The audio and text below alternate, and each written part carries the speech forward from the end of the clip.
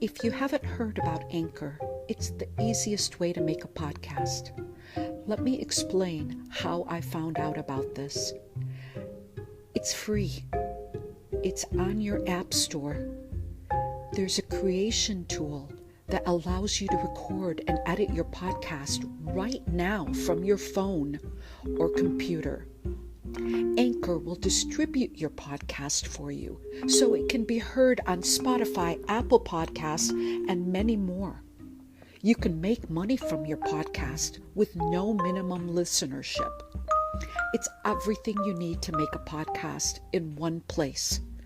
Please, I urge you, don't waste another minute.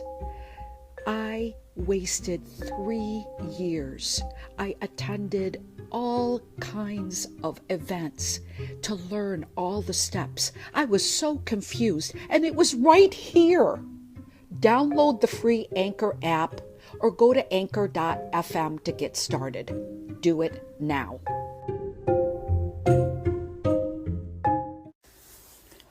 Rosalind Brewer, who left her role as Starbucks operating chief, takes on the role of Chief Executive Officer of Walgreens Boots Alliance today, Monday, March 15, 2021. Ms. Brewer is the only Black woman CEO in the Fortune 500 and one of a few Black executives to hold the Chief Executive title at a Fortune 500 company. On Wednesday this week, Mellody Hobson, 51 years old, becomes the only Black chairwoman of an S&P 500 company when she assumes that role at Starbucks. She joined Starbucks' board nearly 16 years ago after rising from an intern to co-CEO and president of minority-run and Chicago-based asset management firm Ariel Investments, LLC, which manages $15 billion in assets. She said that another 20 women of color have been named to boards where mostly white men make up 70% of board seats, but only 30% of the U.S. population. For the Heart and Home podcast, I'm your host, Sabah Fakhoury. Good day. Before we continue our series on Oprah's interview with the former Sussexes, we begin with a few headlines. In Israel, research found that 2 doses of the Pfizer-BioNTech vaccine were 97% effective against preventing COVID-19 illness in that country. We've heard those numbers before, and this confirms what the science has told us. The Chinese Olympic Committee offered to supply vaccines for all participants in this year's Tokyo Olympics and the Beijing 2022 Winter Games. Back in this country, 2,000 flights were canceled over the weekend at Denver International Airport due to heavy snow, where a winter storm has closed roads in Wyoming, Colorado, and Nebraska. Now on to COVID. Newly reported COVID-19 cases in the U.S. dropped from 60,000 to below 40,000 for the first time since early October, as the government's top infectious disease expert, you know him by now, Dr. Anthony Fauci, warns against lifting restrictions too soon. President Biden has echoed that.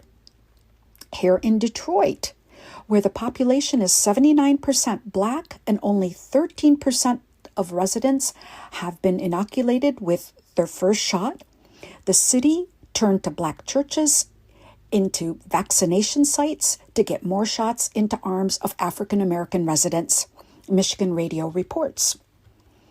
In Massachusetts, world-renowned cellist Yo-Yo Ma performed an impromptu solo after receiving his second dose of the vaccine on Saturday for the clinic inside the gymnasium at the Berkshire Community College in Pittsfield, Massachusetts.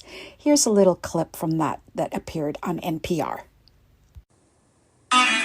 One of the other volunteers told me she just started to well up in tear, and it was so comforting and so healing.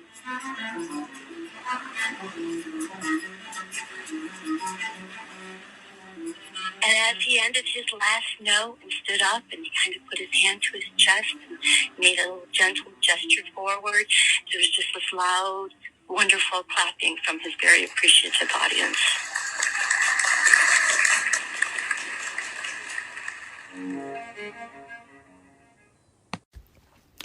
The latest numbers from Johns Hopkins University and the Centers for Disease Control and Prevention are 107,060,274 vaccine doses have been administered so far in the United States.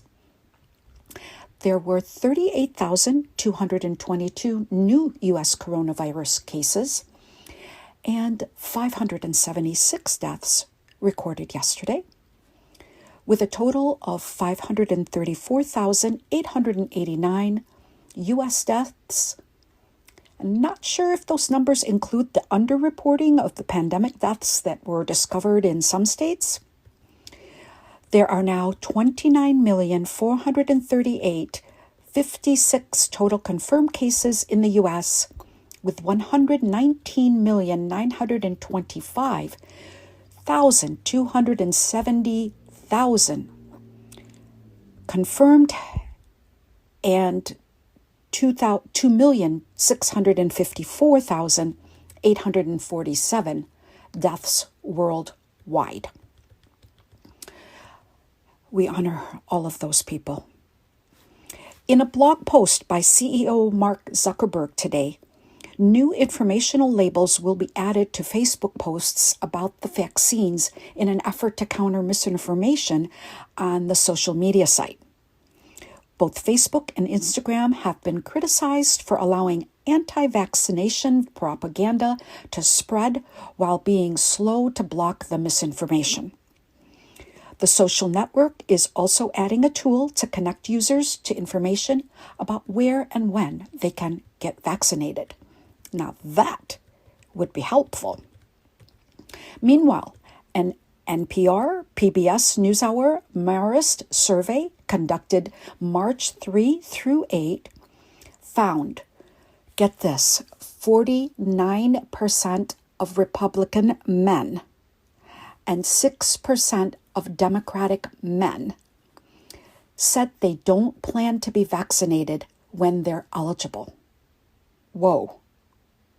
Overall, the poll found 41% of all Republicans, 25% of Black respondents, 28% of white respondents, and 37% of Latina respondents said the same thing.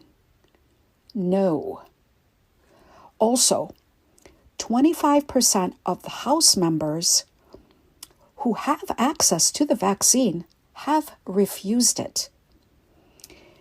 In Saturday's episode 64 of the Heart and Home podcast, I explore some of the reasons that may be causing distrust of the COVID-19 vaccination, where an earlier AP report found 1 in 3 Americans were not planning to get the shot.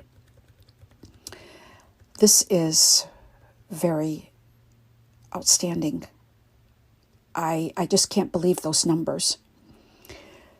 U.S. President Joe Biden, Vice President Kamala Harris, and their spouses begin a cross-country tour this week to highlight the benefits of the president's $1.9 trillion plan to defeat the coronavirus and boost the American economy. The White House's campaign to visit vaccination sites, businesses, and schools are meant to educate the public about different aspects of the giant American Rescue Plan. Over the next several weeks, cabinet secretaries will also be out on the tour, which has lined up hundreds of mayors and governors, including Republicans, to give interviews to discuss what the plan means for their state. They will focus on battleground states over the next several weeks to sell the $1.9 trillion COVID stimulus signed by President Biden on Thursday of last week. Now, Biden has said that he wants to educate the public about the benefits of the economic recovery plan, which is his first big legislative victory, which passed without help from Republicans. And the reason for this is that he said when he was vice president under President Obama, that they just did not get out the word and educate the public enough. So he wants to learn from his prior experience and get out there and get out the word. Now, U.S. President Biden will have more to say today when he launches the, quote, "Help is here," unquote, campaign with a speech at the White House. Vice President Harris and her husband, the second gentleman, Doug Emhoff, will headline a launch event in Nevada.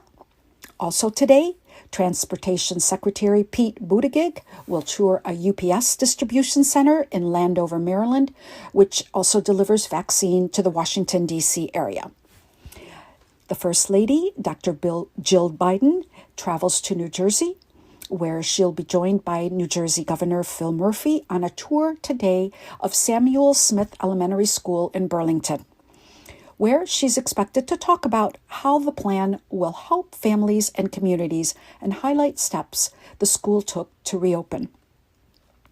The First Lady has kept a robust schedule focused on education, military families, and cancer research since stepping into her new role in January.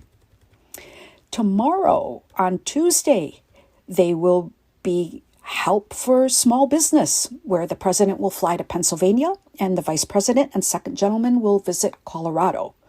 Although with the storm there, I don't know how that's going to happen. Wednesday will be help for schools, with the First Lady visiting New Hampshire and the second gentleman in New Mexico. The coronavirus relief law signed by President Biden last week pours nearly $50 billion into childcare to help keep struggling daycare centers from closing as people return to work. So it's not just for schools, it's for daycare centers as well. Thursday this week, help to stay in your home. We'll focus on the bill's measures to help cover back rent, protect people against eviction, and aid homelessness. And Friday, help immediately with direct checks. We'll have Biden and Harris in the peach state of Georgia. This information from the Associated Press. Next, we moved on to last night's Grammys, where Beyoncé won 4 awards, bringing her total to 28 Grammys, more than any other woman. Megan Thee Stallion won Best New Artist, Taylor Swift's Folklore won Album of the Year, and Billie Eilish's Everything I Wanted won Record of the Year. Lil Baby used his Grammys performance of The Bigger Picture to take on police brutality by recreating the police shooting of Rayshard Brooks in Atlanta last year. I've included a link in the show notes of all the Grammy winners. Because of the pandemic, CBS host Trevor Noah handed out the Grammys at an outdoor stage set up across from Los Angeles' Staples Center, with relatively few nominees and guests in the audience. They did have a memorial section for the corona deaths that featured Lionel Richie paying tribute to Kenny Rogers and others. And they were also accompanied by You'll Never Walk Alone with Chris Martin.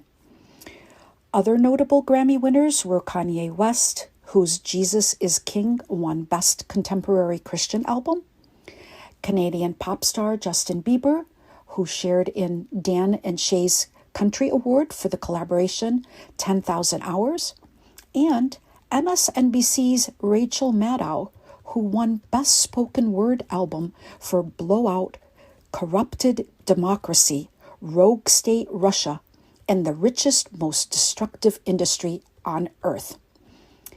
And today, the 2021 Oscar nominations were streamed on Oscar.com, Oscar.org, and the Academy's social media platforms. The Oscars will air Sunday, April 25, live on ABC at 8 p.m. Eastern. I've included a link in my show notes of all the nominees as well. And I guess the press got it wrong because J-Lo and A-Rod are still J-Rod. I don't know. Jennifer Lopez and Alex Rodriguez said Saturday that reports of their split are not true and that they are working things out. On Friday, the New York Post's Page 6 was the first to report the pop star and actor and the former baseball great had called off their 2-year engagement. Let me tell you, my heart sank when I read that. In a joint statement from Jennifer and Alex, their representative said in an email that was sent to the Associated Press, it did confirm that there was trouble and said, "We are working through some things." And finally, it's March Madness, the annual NCAA basketball tournament, which begins this week. The favorites include Gonzaga, Baylor, and from the Big Ten Conference, Michigan, go blue, and Illinois. NBC reports that the NCAA filed a challenge against a urology practice that trademarked the phrase vasectomy mayhem, claiming it was too similar to the name of the March Madness basketball tournament. You think? Now for the fallout from Oprah's March 7 interview with the former royals who were stripped of their titles, the Duke and Duchess of Sussex, blocked from using the brand Royal Sussex, which they launched on Instagram prior to stepping down from their full-time duties to become financially independent, and lost their security and financial support from the royal family. As I reported in yesterday's first in a series of the Heart and Home podcast, episode 65, the press on both sides of the pond had their own spin on what the interview meant to the monarchy, the Queen, members of the royal family, and on the former royals themselves, Harry and Meghan, who, if you haven't heard by now, are out from under the Crown's umbrella. Here's how the Wall Street video explained the split. Your family cut you off? Yeah, in the first quarter of 2020. But I've got what my mum left me. When Prince Harry and Meghan Markle, the Duke and Duchess of Sussex, announced that they were stepping back from royal duties in 2020, they said they hoped to maintain their titles and benefits such as security and monetize the Sussex royal brand. You wanted freedom to make your own money. You wanted freedom to make deals with Netflix and Spotify, but you also wanted to serve the Queen. But Queen Elizabeth argued that one could not be both in and out of the royal firm, according to Buckingham Palace. So Harry and Meghan were stripped of their patronages and financial support. It's hard for people to distinguish the two because it's a family business, right? In the end, this is a control game. This is a brand management game. The monarchy is littered with examples of royals who have tried to strike out on their own and that those things haven't gone well. Well, there you have it. It's a straightforward. The report went on to give additional history of other members who left, including the Sussexes, who had to choose between the family business, also known as and referred to the firm, and their own personal interests. At the heart is not Meghan's racist claims or whether former palace aides allegations of Meghan's bullying. It's about the brand, the royal brand, and now Harry and Meghan's own brand and their private ventures. CBS paid $7 million for Oprah's primetime interview, which brought in 17 million viewers. Granted, they didn't get any money from the interview, but they have a $100 million deal with Netflix. They've started Archwell Productions to create audio and video content since moving to Montecito, California, north of Los Angeles, and where Oprah also lives. Thus far, they've only produced 2 podcasts on Spotify. So we don't know if their work will damage the royal brand or not. But Buckingham Palace advisors know that anything a former royal does after they leave is still going to affect the family, and they're still going to be associated with the monarchy. And the Queen knows this from prior experience. From King Edward VIII abdicating the throne in 1936 to marry the American divorcee Wallis Simpson. From the Queen's own son, Prince Edward, who in 1993 started his own production company, which caused problems within the family when he violated palace guidelines by filming his nephew Prince William while he's at St. Andrew University in Scotland. That upset his brother, Prince Charles, who strictly forbid filming of his son when he went to university. Other royals working outside the royal family caused private information to be leaked, and in family divisions. There was 2001, Prince Edward's wife, Sophie, the Countess of Sussex. She was caught in a sting, and she was taped making critical comments about members of the royal family and politicians while working at a PR firm. Now, both her and her husband have stepped down from their private roles. It just didn't work out for them.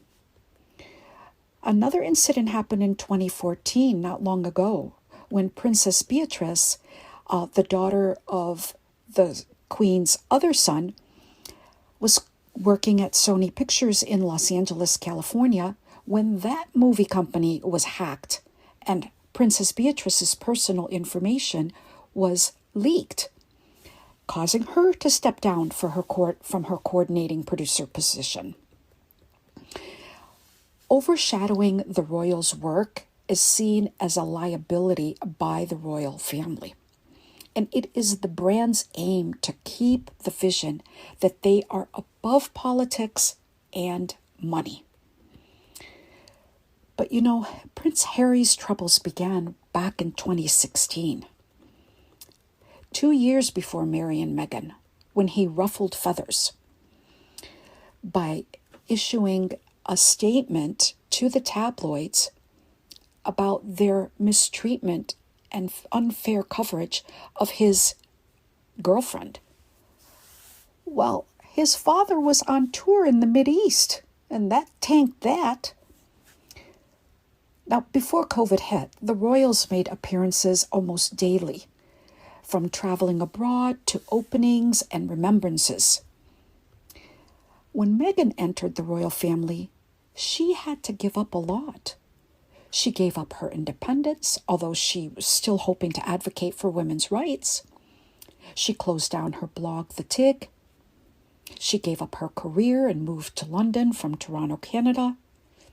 She had to also give up her passport and was told not to comment to the press.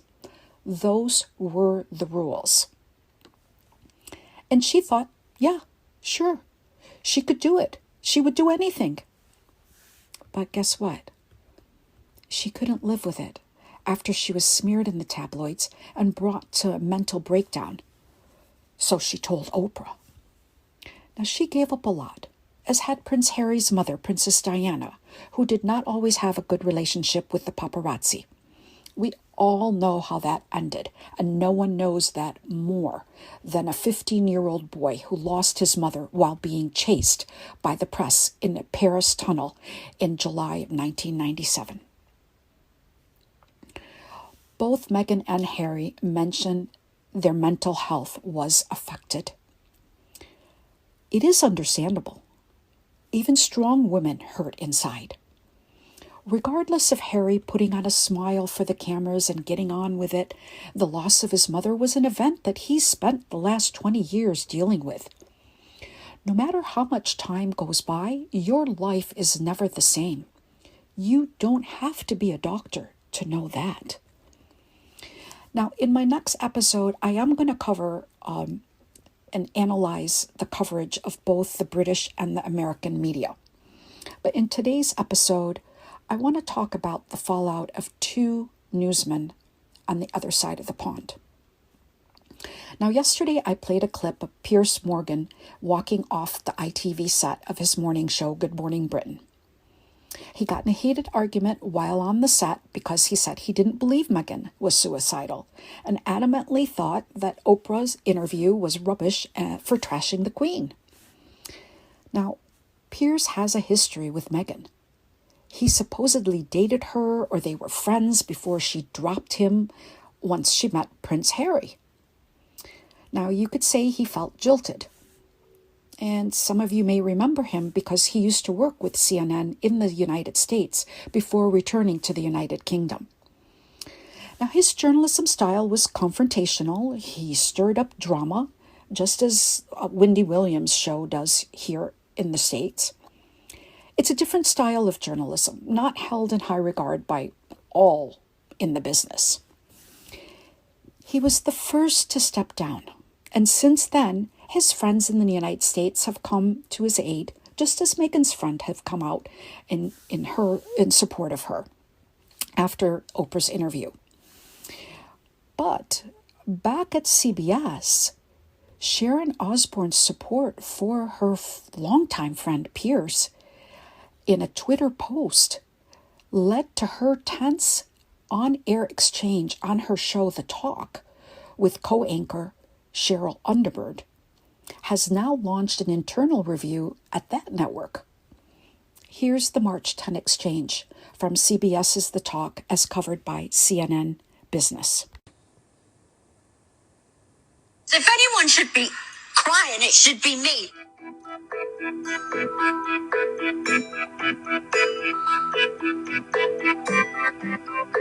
I will ask you again, Cheryl. I've been asking you during the break. I'm asking you again. You tell me where you have heard him say, educate me. Tell me when you have heard him say racist things.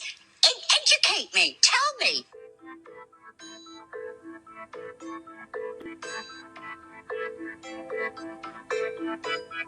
It is not the exact words of racism.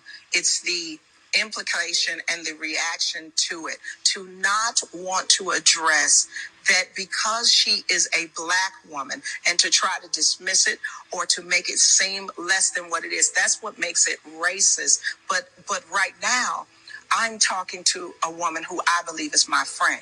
And I don't want anybody here to watch this and say that we're attacking you for being racist. And for that, if I articulated I think it's too late. I think that seed's already sown. Now, Miss Osbourne later apologized a few days after the incident for being defensive, after being accused of being a racist for supporting her close and longtime friend, Piers Morgan, the day he walked off his show on Tuesday, March 9.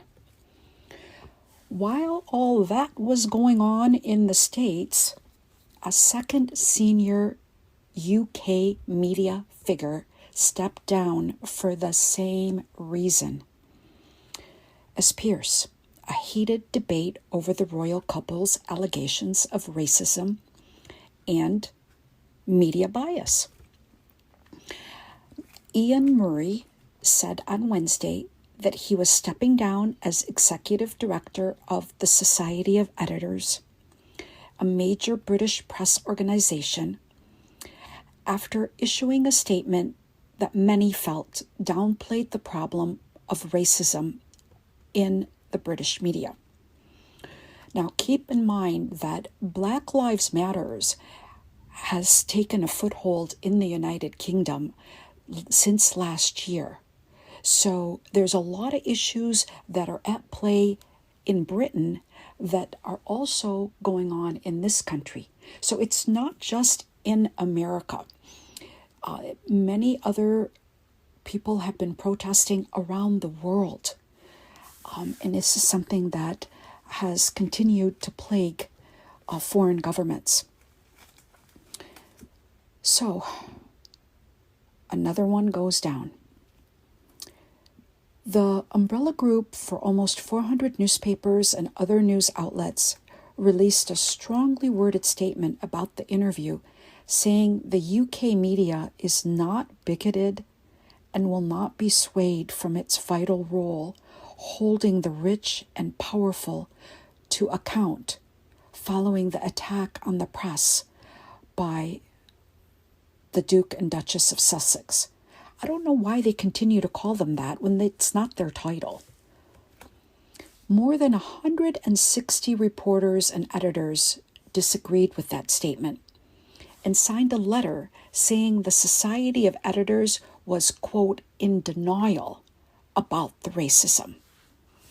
So Murray said the Society's statement, quote, could have been much clearer in its condemnation of bigotry and has clearly caused upset. And that's why he stepped down. Now, in the interview with our queen of daytime, Meghan and Harry told Oprah about the intense pressure of media scrutiny and said there was a racist element to coverage of a biracial duchess. Harry also said the British royal family was, quote, scared of the tabloid press, which he said exercised, quote, control by fear. Murray's exit follows the departure of Piers Morgan from ITV's show Good Morning Britain, amid an outcry over his comments about Meghan. Now, the Duchess had told Oprah that she had suicidal thoughts during her time as a member of the royal family. But the former tabloid editor quit on Tuesday, a day after he said, quote, I don't believe a word she says, referring to Meghan. The UK's media watchdog said it had received more than 41,000 complaints about Piers Morgan's comments, including an email from Meghan herself. When you're in a system that doesn't support your growth, that doesn't allow you to think for yourself or to question authority, you eventually reach a point when you need to leave. As I watched the interview with Meghan and Prince Harry unfold, I took note of their personal growth. Before you can heal, you first have to admit you have a problem. And the young couple recognize the rules no longer worked for them and they didn't want them applied to their life. Their attempt to seek help, to talk openly with the palace, just went nowhere. They needed change. They wanted to stay in the family, but any complaints they had fell on deaf ears. It's like, hey, look, this is how it is. So they did what any brave person would do. They looked inside and they faced their fears of bucking the system, their fear of the unknown beyond the palace walls and their gilded cage. What would happen if they were to take control of their own life and take a new path? You know, others might look at them and say, oh, look at those people complaining about their, cushy life. Just because you have money doesn't mean you're happy. Leaving any family, any marriage, your parents' home can feel life-threatening and dangerous. And when you're at a crossroads between truth and myth, you wake up. You become aware that the present situation is more dangerous than taking a chance onto a new path. For the Heart and Home podcast, I'm Sabah Fakhoury. I'll be back with more in this series of the royal coverage and its subjects.